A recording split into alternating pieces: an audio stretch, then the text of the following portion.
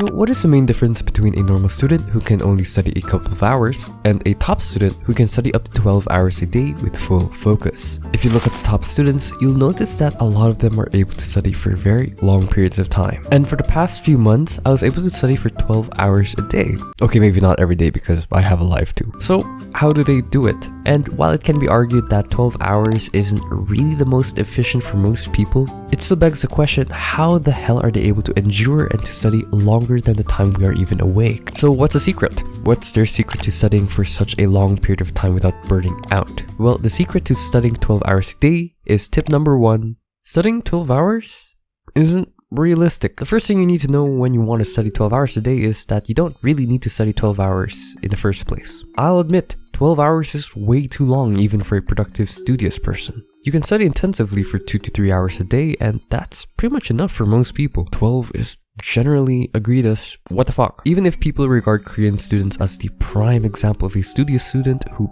typically studies 10 to 12 hours per day, I want to disclaim that the Korean education system isn't mainly designed for real-life application, but more for just taking the test. For example, Korean national tests would include English paragraphs that are literally several times longer than the SAT itself, and yet the students taking these tests cannot maintain an English conversation for more than 10 minutes. Yeah, I know, it's pretty ironic. However, we're not here to talk about the efficiency of the study techniques that these students are using. Rather, we're here to talk about their study endurance and how these students manifest pure discipline. Korean students are something else when it comes to that. Not only do they have normal school to go to, but they also have what you call cram school, which essentially, think of it like extra class after class, but more advanced. And not only that, they also end up studying again after arriving home, sometimes ending the day at midnight. And that's why a lot of Koreans get high marks, not necessarily because they're geniuses, they just study ahead of the game. And you have to understand, Koreans are used to this. This is kind of normal to them.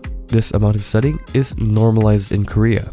I remember eating with my dad and how he would tell me that his whole study day would last him from the start of the class literally until midnight. And then he laughed and took a sip of water. So now the question is, how do they even do it? What's their secret to having this endurance to study for a long period of time? Tip number 2, find your drive and push with grit. Why do you want to study 12 hours in the first place? Why on God's earth do you want to subject yourself to such pain? Well, in order to figure it out, there are 2 pieces to that puzzle: drive and grit. The first part of the puzzle, drive, is very similar to motivation, but the thing is, they're actually very different. Yeah, what the fuck did I just say? The difference is that motivation gives you a feeling. On the other hand, drive gives you purpose. So, what are you trying to do? Are you trying to get a better grade? Do you genuinely want to learn more? Are you cramming for another exam? Find out what drives you to start studying in the first place. The thing is, motivation is a fleeting boost. Now, it's okay here and there to feel a boost of motivation to start studying. Maybe you feel good and pumped now that you want to change your life for the better. Maybe you feel great and motivated now that you tell yourself you're gonna study more. However, without a purpose or direction, your motivation won't really end up going anywhere. So instead, find yourself a direction first, or a purpose to why you're studying this long in the first place. I always mention this in my videos, but your career isn't a race, it's a marathon. Which conveniently leads me to my next point, which is grit. From the book Grit, The Power of Passion and Perseverance, it mainly talks about how perseverance is a trait that leads to outstanding achievement. It's essentially your ability to just put your head down and work. And this is the other half of the equation. The problem with studying is that it does not give you as much dopamine back as, let's say, using social media or playing a game. That's why it's not as enjoyable. However, it doesn't mean that you should avoid it. Sometimes you should just put your head down and start studying. Tip number 3 is breaks are absolutely your friends.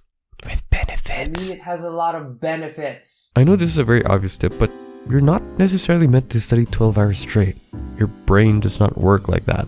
That's just unrealistic. Most top students don't even study straight for 12 hours because your brain ends up losing efficiency as hours pass while you study. Rather, they study in increments, utilizing breaks. The thing is, even if everyone has a different tolerance when it comes to the duration of the study time, you'll notice that almost everyone has a Pomodoro timer. If you search on YouTube, study with me with no breaks, the longest you'll typically see is a 4-hour study with me, no break session. If you want to study for a long period of time, I always recommend incorporating a study timer, commonly known as a Pomodoro timer. The sweet spot for me is a 40-minute study session with a 12-minute break.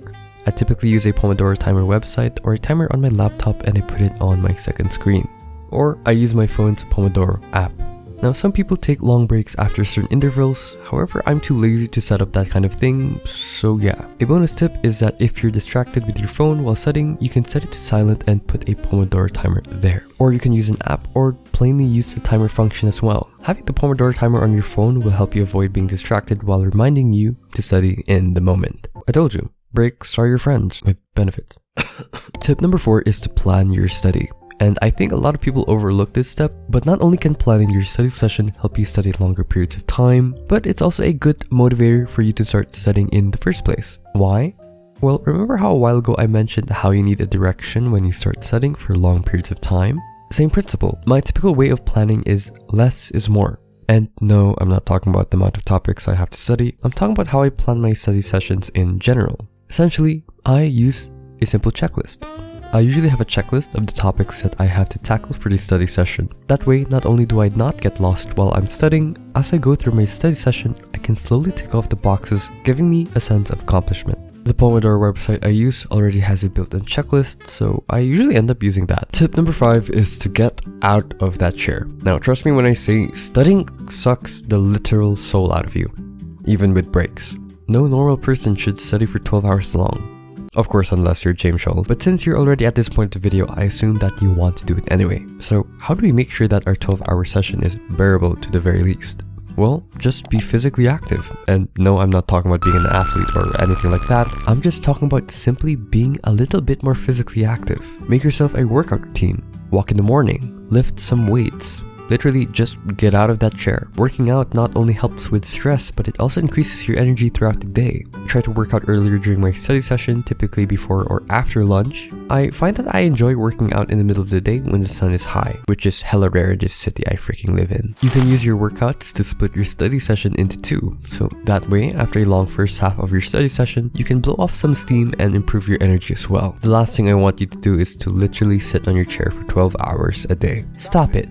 Get some help.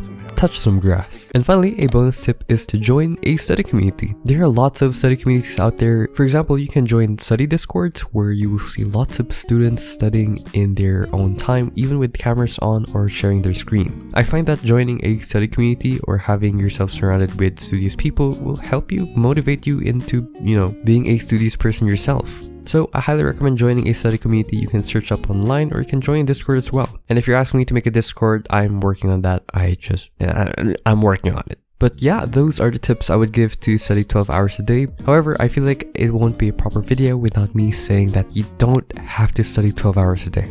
As much as it's fun to fantasize that, studying 12 hours would solve our problems, I genuinely think that you don't need to study this much to achieve a good result. As much as I push these videos of how to really aim high for your academics, I also want you guys to enjoy your life as well. Anyway, thank you guys so much for watching. Don't forget to drink your water and I'll see you in the next video. Bye!